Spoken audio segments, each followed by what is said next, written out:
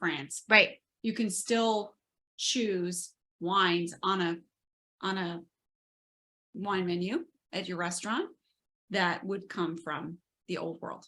Yeah. So we're looking for wines that are Italian or French or Spanish, right? Pretty much. Mostly. Yeah. I think even sometimes like wines made from outside the country, even like those Malbecs from Argentina. Because New the other Zealand. thing about America is we have additives in our wine. So let's circle back.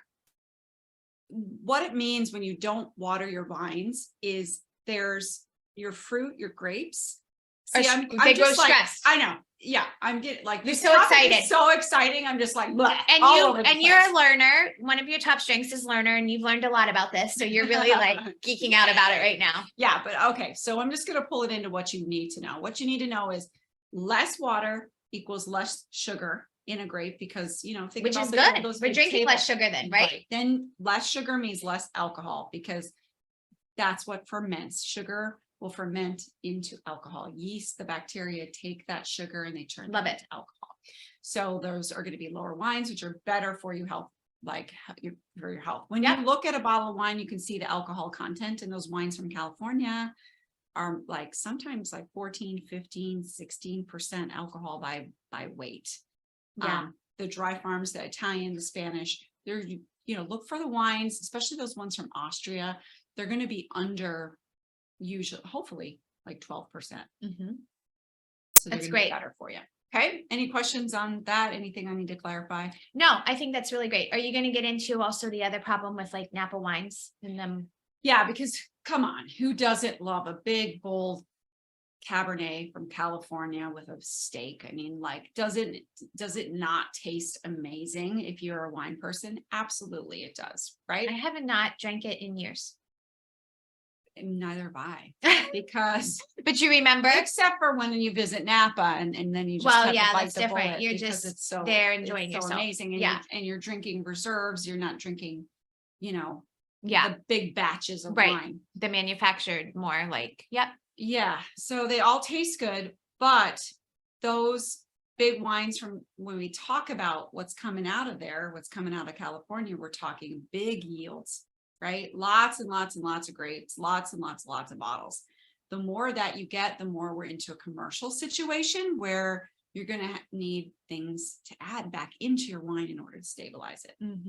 Okay, so things like sulfur can get added into your wine. And these sulfites are often headache causing, give people headaches because they're preservatives that you react to. So old world, not as many of these, stay away.